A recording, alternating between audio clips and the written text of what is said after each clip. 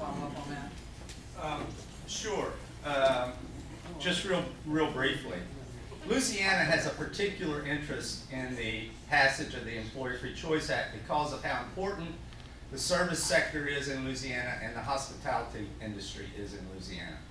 We've studied the wages of union and non-union workers in the service sector in Las Vegas, which is very high union density, union participation, New York, which is very high union density, union participation, and Atlanta, which is relatively low union density, union participation. In the hospitality industry, hotel maids, housekeepers, wait staff, bartenders, the difference between living in poverty and having a livable wage is a union contract.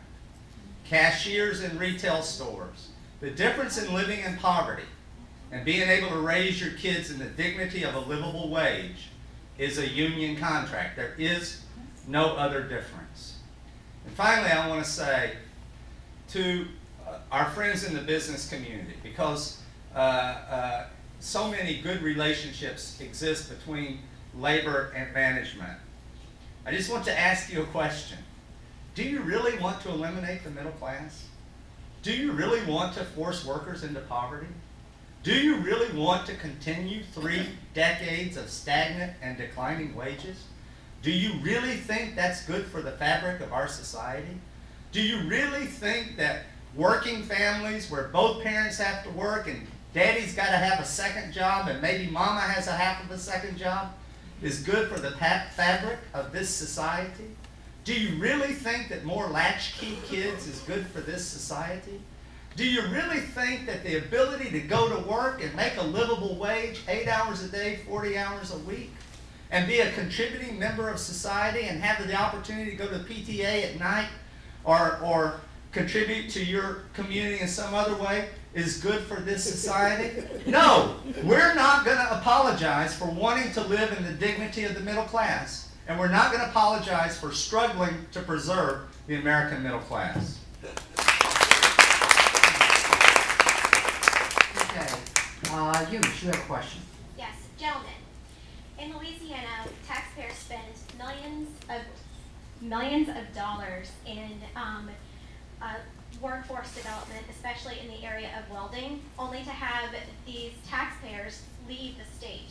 How would this legislation change this situation and the taxpayer investment that we keep putting into these programs?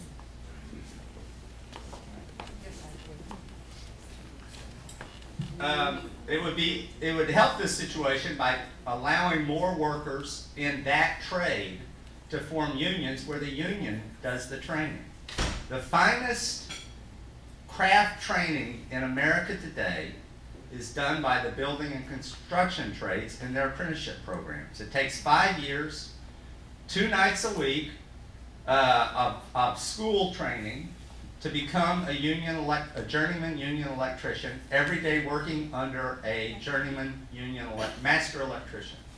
In the pipe trades, where we typically teach welding, it takes 4 to 5 years, depending on the state, working as an apprentice to become a trained journeyman master craftsman in the plumbing and pipe trades industry.